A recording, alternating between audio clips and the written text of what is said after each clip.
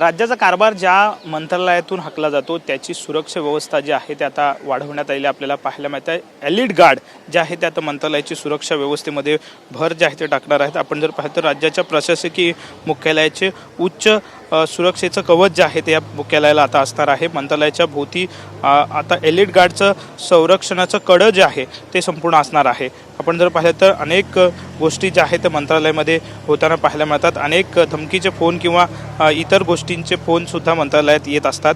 अनेक नागरिक या ठिकाणी येत असतात। अनेक घटना ज्या आहेत त्या मंत्रालयात घडत असतात आणि त्यामुळेच अशा पद्धतीनं AK-47 हातात असलेले हे जवान जे आहेत ते आता मंत्रालयाच्या संपूर्ण परिसरात संपूर्ण सुरक्षा जे आहे ते देणार आहेत। सुरक्षेचं कड जे आहे ते मंत्रालयाच्या संपूर्ण गेटवरती सगळ्या गेटवरती अशा पद्धतीनं असणार आहे। कुठलेही अनुचित प्रकार घडू नये यासाठी ही सुरक्षा व्यवस्था जी आहे ती विशेष तैनात मंत्रालयाच्या गेटवर असणार आहे। दहशतवादी हल्ले परतून लावण्याची प्रशिक्षण जे आहे ते या विशेष तुकडीला जे आहे ते दिलेलं असतं आणि अशाच elite guard elite police force ही पोलीस दलातली एक विशेष पोलिसांची प्रशिक्षित अशी तुकडी असते आणि या तुकडीतले कमांडो असा मंत्रालयाच्या सगळ्याच गेटवरती आपल्याला अशा पद्धतीनं सुरक्षा देताना पाहायला मिळणार आहेत आणि त्यामुळेच ही सुरक्षा जी आहे ते गेल्या काही दिवसापासून मंत्रालयाची वाढवण्यात आलेली पाहायला मिळते आणि एलिट गार्ड जे आहे ते आता मंत्रालयाच्या सुरक्षेसाठी संपूर्ण गेटवरती जे आहे ते तैनात करण्यात आलेलं आपल्याला पाहायला मिळतात आणि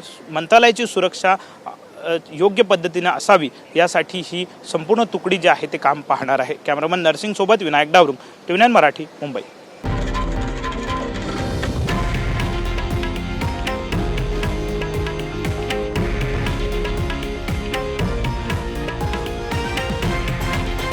हे आहे देशातील नंबर 1 न्यूज नेटवर्क आणि आपण पाहत आहात TV9 मराठी, एकमेव।